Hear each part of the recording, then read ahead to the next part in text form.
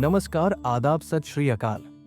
आज के डिजिटल युग में सबसे बड़ा खतरा क्या है? ये कोई वायरस नहीं है, कोई इकोनॉमिक क्राइसिस नहीं है, ये है आपकी फोकस का खत्म होना। कल्पना करिए कि आप ऑफिस में बैठे हैं, एक इंपॉर्टेंट प्रोजेक्ट पर काम कर रहे हैं और अचानक आपके फोन पर व्हाट्सएप का नोटिफिकेशन आता है, फिर एक ईमेल की आवाज, फिर इंस्टाग्राम पर कोई आपको टैग करता है। सिर्फ 10 मिनट्स में आपका दिमाग 15 अलग अलग चीजों पर जंप कर चुका है और जब आप वापस अपने काम पर फोकस करने की कोशिश करते हैं तो लगता है जैसे आपका ब्रेन फॉग में है। ये सिर्फ आपके साथ नहीं हो रहा, ये हर सक्सेसफुल बनने चाहने वाले व्यक्ति की बिगेस्ट प्रॉब्लम है। कॉल न्यूपोर्ट, जो खुद एक कंप्यूटर साइंस प्रोफेसर है, ने एक शॉकिंग बात कही है। आज के टाइम में जो व्यक्ति 2 से 3 आवर्स कंटिन्यूअसली फोकस कर सकता है वो सुपरह्यूमन की तरह है। क्यों? क्योंकि 99% लोग अपनी अटेंशन को प्रोटेक्ट करना ही भूल गए हैं। वे अपना पूरा दिन शैलो एक्टिविटीज में वेस्ट करते हैं और फिर सोचते हैं कि सक्सेस क्यों नहीं मिल रही। लेकिन कुछ लोग हैं जो अलग हैं। वे सैम 24 आवर्स में एक्स्ट्राऑर्डिनरी रिजल्ट्स क्रिएट करते हैं। उनका सीक्रेट क्या है? डीप वर्क, ये स्किल जो आपकी लाइफ को कंप्लीटली ट्रांसफॉर्म कर सकती है। इस बुक का पहला सबक है डीप वर्क क्या है और क्यों जरूरी है। डीप वर्क असल में एक सुपर पावर है जो आज के डिस्ट्रैक्टेड वर्ल्ड में सबसे रेयर स्किल बन गई है। डीप वर्क का मतलब है बिना किसी इंटरप्शन के कंप्लीट फोकस के साथ हाई वैल्यू कॉग्निटिव टास्क्स पर काम करना।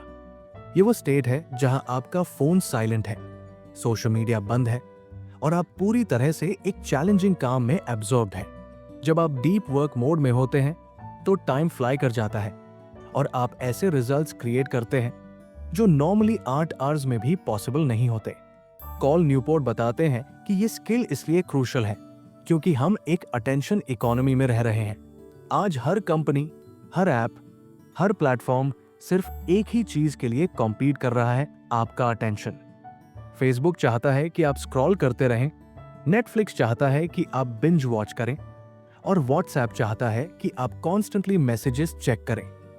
इस बैटल में जो लोग हार जाते हैं वे मीडियोकर रिजल्ट्स के साथ स्टक रह जाते हैं, लेकिन जो लोग अपनी अटेंशन को प्रोटेक्ट करते हैं और डीप वर्क की प्रैक्टिस करते हैं वे एक्स्ट्राऑर्डिनरी वैल्यू क्रिएट करने में कैपेबल होते हैं। ये स्किल आपको कंपटीशन से अलग बनाती है क्योंकि जब सबका ब्रेन स्कैटर्ड है, आपका ब्रेन लेजर फोकस्ड है। रिजल्ट ये होता है कि आप कम टाइम में बेटर क्वालिटी का काम करते हैं, फास्टर लर्न करते हैं और ऐसी इंसाइट्स डेवलप करते हैं जो शैलो वर्क में कभी पॉसिबल नहीं होती। यही वजह है कि डीप वर्क एबिलिटी सिर्फ एक स्किल नहीं है बल्कि मॉडर्न वर्ल्ड में सक्सीड करने की है।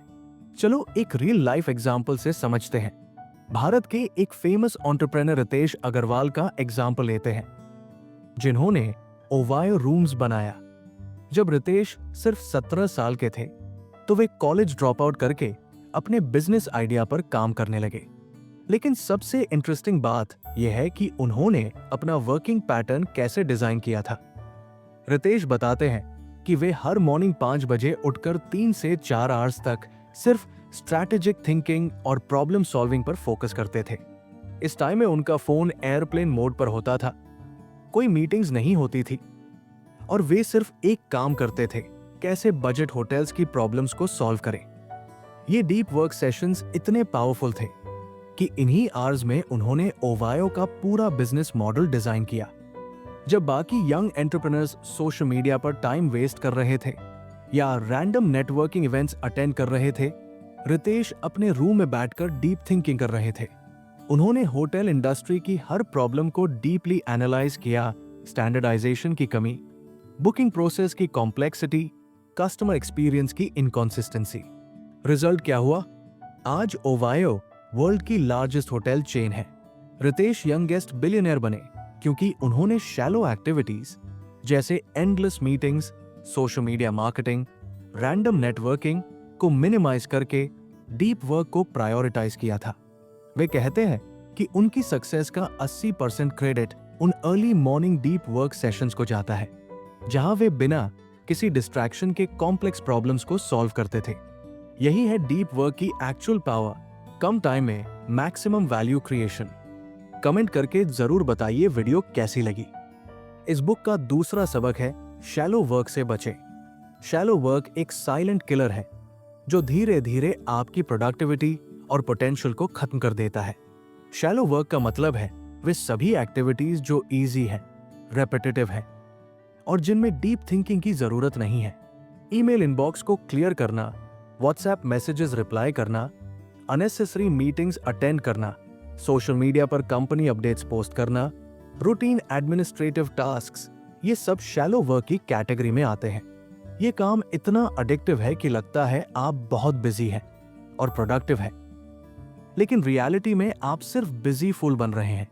कॉल न्यूपोर्ट एक्सप्लेन करते हैं कि शैलो वर्क का बिगेस्ट प्रॉब्लम ये है कि ये आपको इंस्टेंट ग्रेटिफिकेशन देता है। जब आप 50 ईमेल्स क्लियर करते हैं या 10 व्हाट्सएप ग्रुप्स में रिप्लाई करते हैं तो फील अच्छा लगता है, ब्रेन को लगता है कि बहुत काम हो गया। लेकिन ये एक डेंजरस इल्यूजन है। इन एक्टिविटीज से आपकी एक्चुअल स्किल्स इंप्रूव नहीं होती, आपकी मार्केट वैल्यू नहीं बढ़ती और आप करियर में सिग्निफिकेंट प्रोग्रेस नहीं करते। सबसे बड़ी प्रॉब्लम यह है कि शैलो वर्क आपके ब्रेन को ट्रेन करता है कांस्टेंट स्टिम्युलेशन एक्सपेक्ट करने के लिए। जब आप हर 5 मिनट्स में फोन चेक करते हैं, हर नोटिफिकेशन पर रिएक्ट करते हैं, तो आपका अटेंशन स्पैन डिस्ट्रॉय हो जाता है। फिर जब आप कोई चैलेंजिंग टास्क करने की कोशिश करते हैं तो ब्रेन अनकंफर्टेबल फील करता है और डिस्ट्रैक्शन ढूंढता है। ये एक विशियस साइकिल बन जाता है जहां आप शैलो वर्क में फंसकर रह जाते हैं और डीप मीनिंगफुल वर्क करने की एबिलिटी ही खो देते हैं। इसलिए शैलो वर्क को आइडेंटिफाई करके एलिमिनेट करना आपकी करियर ग्रोथ के लिए एब्सोल्युटली एसेंशियल है। चलो एक रियल लाइफ एग्जांपल से समझते हैं। इन्फोसिस के को-फाउंडर नारायण मूर्ति का एग्जांपल देखते हैं, जिन्होंने शैलो वर्क को एलिमिनेट करके एक्स्ट्राऑर्डिनरी सक्सेस अचीव की। एक 980S में जब नारायण मूर्ति इन्फोसिस स्टार्ट कर रहे थे तो उनके पास रिसोर्सेज बहुत लिमिटेड थे। उस टाइम में वे एक इंटरेस्टिंग प्रैक्टिस फॉलो करते थे। वे अपना दिन 2 हिस्सों में डिवाइड करते थे। मॉर्निंग 6 से 10 बजे तक वे सिर्फ स्ट्रैटेजिक प्लानिंग, टेक्नोलॉजी आर्किटेक्चर और बिजनेस मॉडल डेवलपमेंट पर फोकस करते थे। इस टाइम में कोई फोन कॉल्स नहीं उठाते थे, कोई रूटीन पेपरवर्क नहीं करते थे और कोई एडमिनिस्ट्रेटिव मीटिंग्स नहीं रखते थे। उन्होंने ऑब्जर्व किया था कि अगर वे डे की शुरुआत ईमेल्स चेक करने, बिल्स क्लियर करने या स्टाफ की स्मॉल प्रॉब्लम्स सॉल्व करने से करें तो पूरा दिन ऐसी ही शैलो एक्टिविटीज में वेस्ट हो जाता है।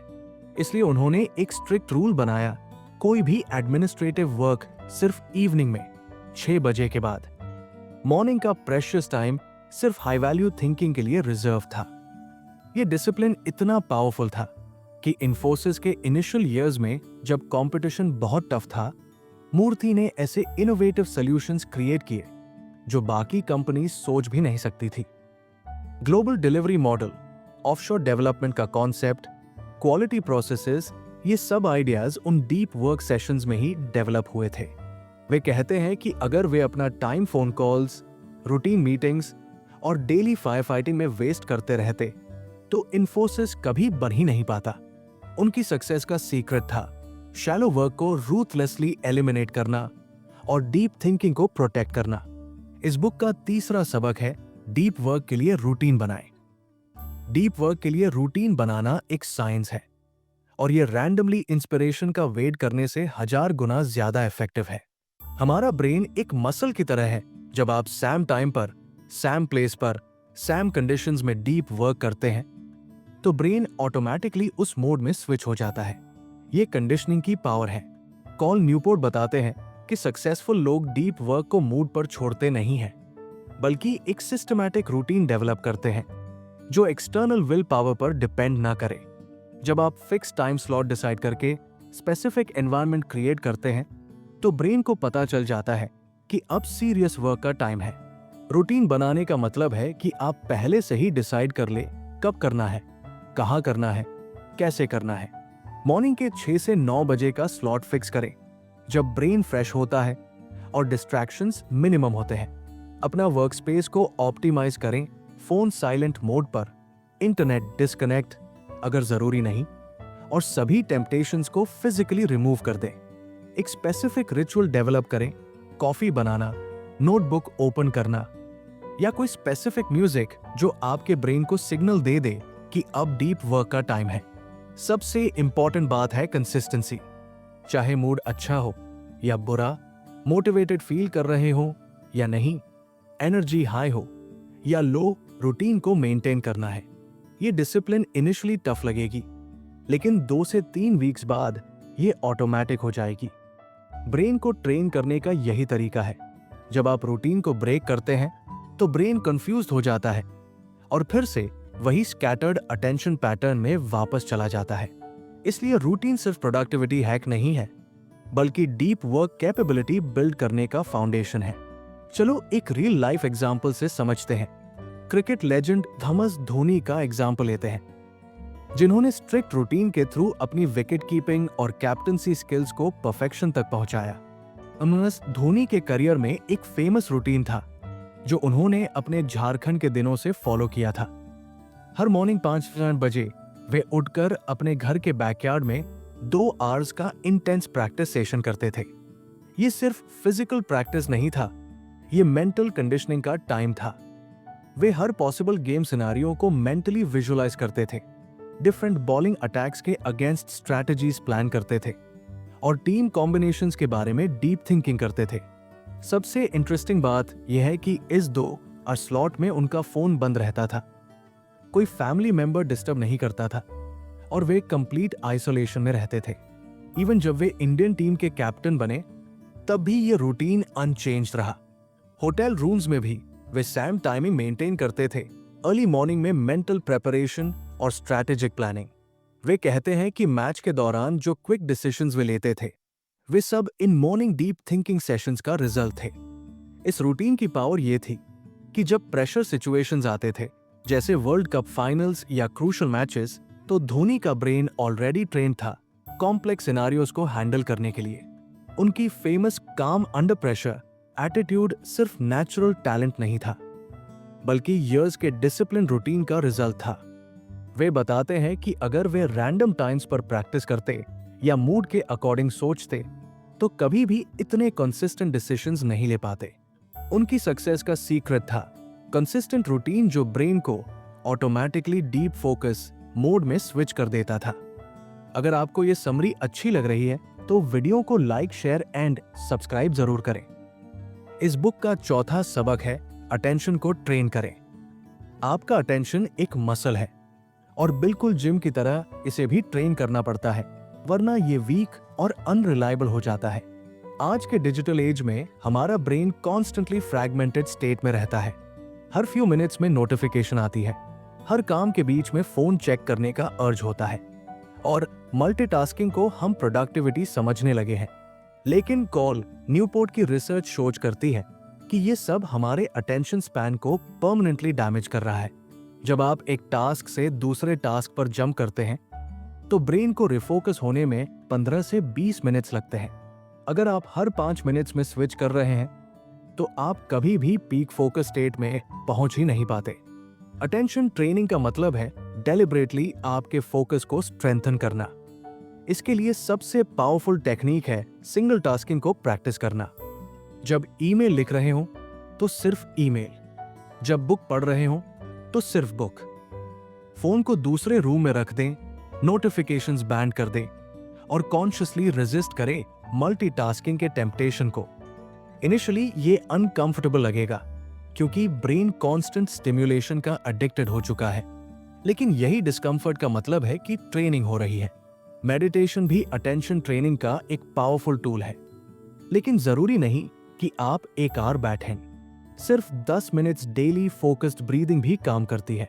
इसके अलावा डेलिबरेटली बोरिंग टास्क्स को बॉर्डम के साथ कंप्लीट करें, जैसे क्यू में खड़े होना या ट्रैफिक में वेट करना। फोन निकालने के बजाय सिंपली ऑब्जर्व करें। ये माइक्रो प्रैक्टिसेस आपके अटेंशन मसल को स्ट्रॉन्ग बनाती है।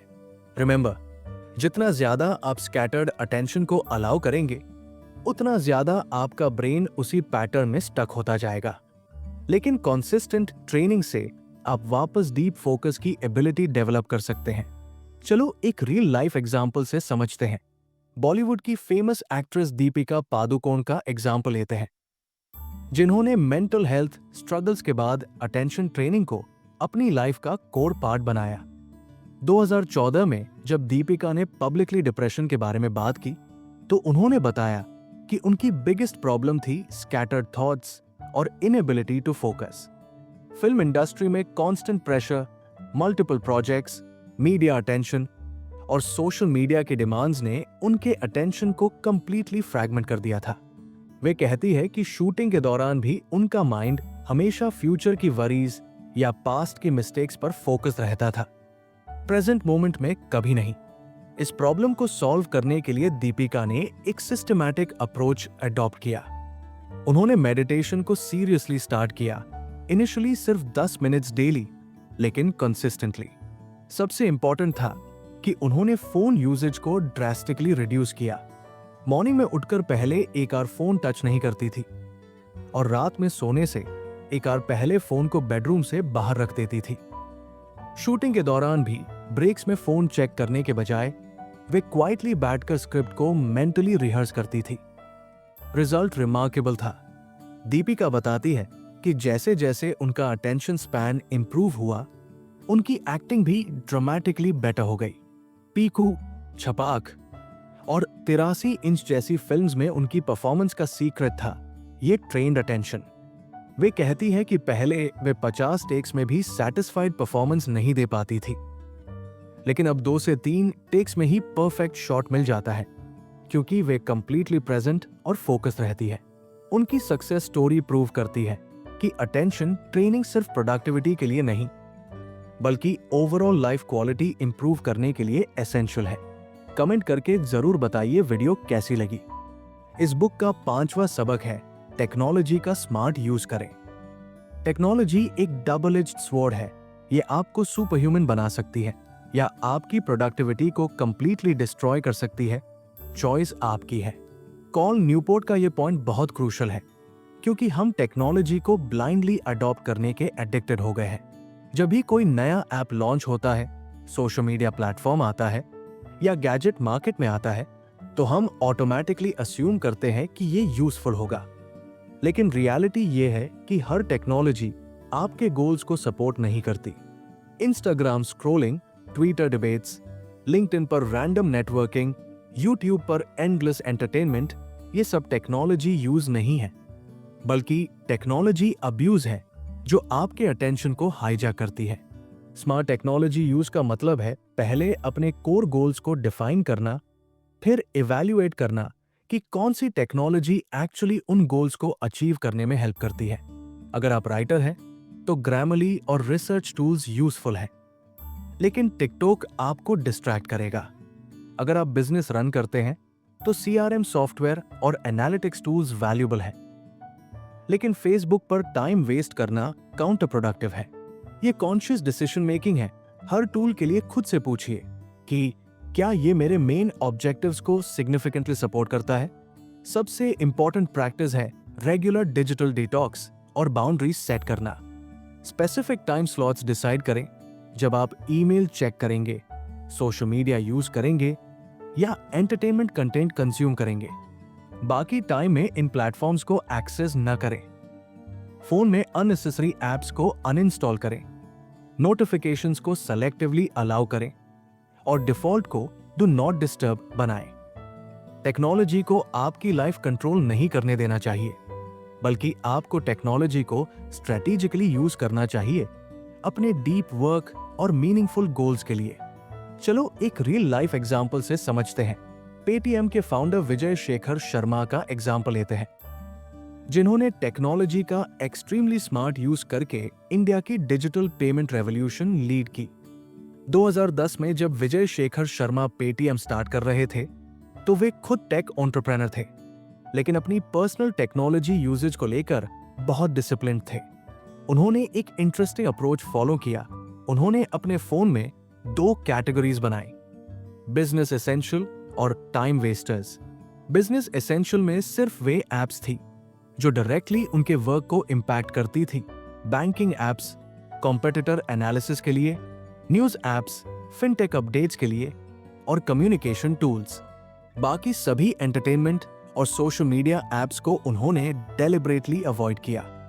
सबसे इंटरेस्टिंग बात यह है कि विजय ने सोशल मीडिया को पर्सनल यूज के लिए कंप्लीटली एलिमिनेट कर दिया था इनिशियल ईयर्स में।